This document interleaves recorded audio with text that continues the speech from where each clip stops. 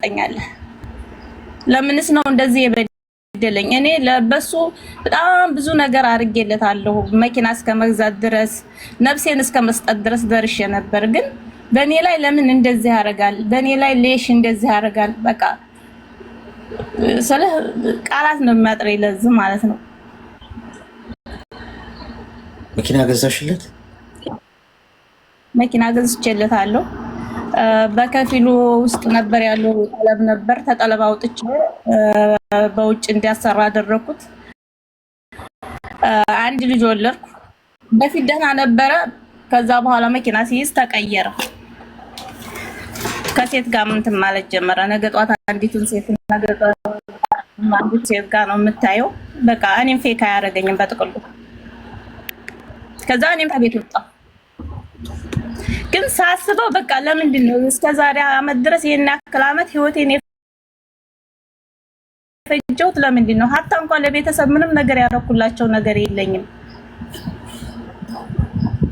ግን ለዚህ መከር ምን ትመክረኛለህ? ለወደፊቱ ያው ነው ያለፈው አልፏል። ግን ያው የት ነው የምትኖሩት? ሳዑዲ። እሱም እዛው ነው? እሱም እዛው ነው። አሁን አንድ ቤት ውስጥ ነው የምትኖሩት ማለት ይቻላል? እኔ ስራ ቦታ ነኝ፣ እሱ ቤት ውስጥ ነው የሚኖረው። ምንም ነገር ለሀታ እንኳን ልብስ እንኳን ይዤ አልመጣሁም። ምንም ነገር ራውቴን ብርድ እየበረደኝ ነው። አሁን ብርድ ራሱ ያሳለፉት ማለት ነው። ምን ነገር ሳልስ ትቼ ወጥቻለሁ ከቤት። የቤት ዕቃ ሞላሽ? ምክንያቱም ራሴን ማጥፋት ደረጃ ደርሼ ነበር በዛን ሰዓት ማለት ነው። ግን አሁን ትንሽ ትንሽ እየተረጋጋሁ ነው። 3 ወር 4 ወር ትንሽ ትንሽ እየተረጋጋሁ። ምን ያህል ብር አወጣሽ መኪና ስትገዢለት?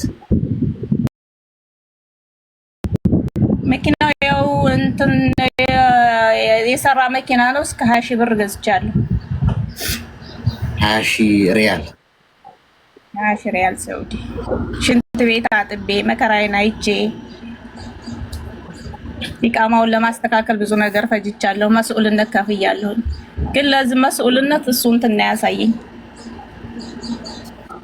የቤት ዕቃ የሚያሟላሽው አንቺ ነሽ? እኔ ነኝ ያሟላሁት። ምክንያቱም በዛን ሰዓት ጥሩ ነበረ።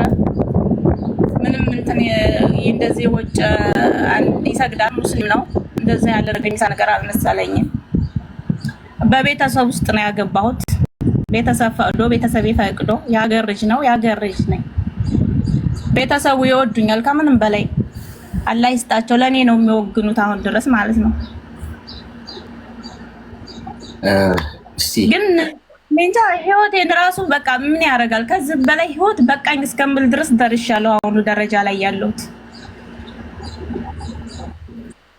እስቲ ሚዩት አድርጊና አዳምጪኝ።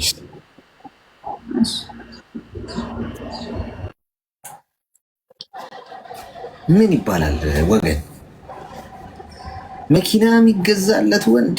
እኔ አሁን ወንድ ነኝ ጎበዝ።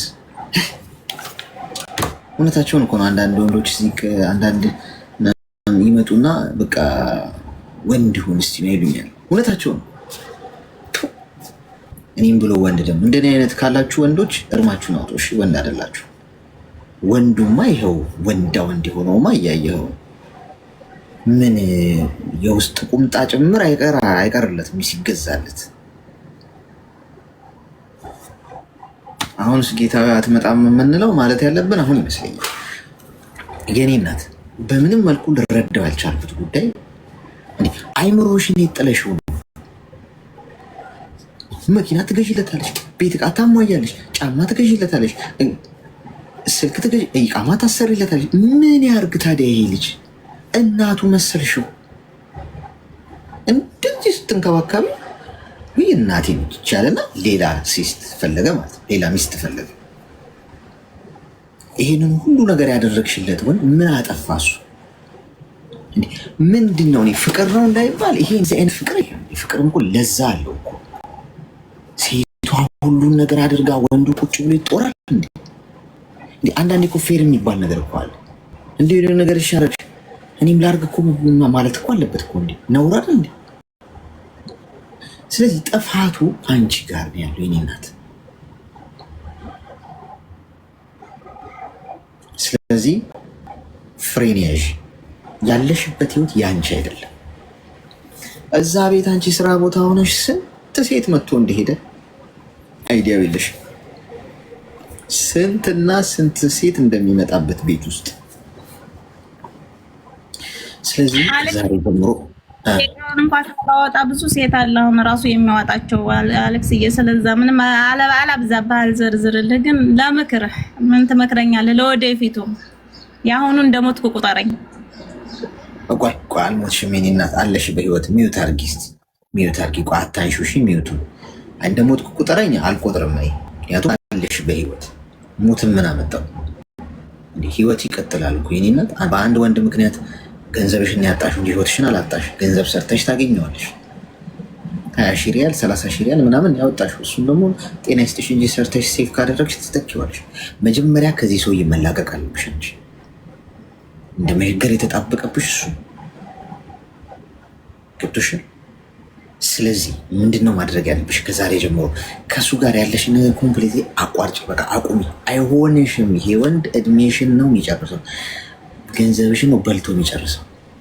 በሽታ ነው የሚያመጣብሽ። ከብዙ ሴቶች ጋር ሽሽ ገዳም የሚል ከሆነ ብዙ በሽታ አለ የኔ እናት። አሁን ኤች ምናምን የሚባለው ብቻ አይደለም፣ ስሙን ቄስ ይጥራውና ደግሞ ኤች ምናምን የሚባል እሱን አይደለም። እሱ እንደው ምንም እንትን አይነት በጣም በጣም ብዙ ችግር አለ። በጣም ከዛ የባሰ በጣም ብዙ ጣጣ ብዙ እሱ እንደውም ኢዚ ነው። ገብቶሻል? እናንተ የምታስቡት እሱን ነው። እንደዚህ ይዛም የሚል ወንድ አብሯችሁ ሲሆን የምታስቡት ያው አጅሬውን ነው። እናንተ እሱ አይገልሽም። ምን ትኖር ያለሽ ምን ያዘሽ አልያዘሽ እሱ አይደለም። ከዛ የባሰ ነገር አለ። እናብራራው ብንል አሁን ይሄ የሜዲካል ስኩል መሆኑ ነው። እሱን ዶክተሮች ያብራሩላችሁ። ግን ብዙ ጣጣ አለ ከምታስቢው በላይ። ስለዚህ አንቺ ምን በወጣሽ ትቀጫለሽ? እሱ ባመጣው ጣጣ፣ እሱ ባመጣው መዘዝ እርግፍ አርገሽ ትተሽ የኔ ናት። እዛ ቤት ልብስ ካለሽ ልብስሽን ሄደሽ አምጪ ምናምናም። ከእሱ ጋር ያለሽ ነገር ኮምፕሊት ላይ አቋርጭ። ምንም አይነት ግንኙነት የላችሁም ከዛሬ ጀምሮ።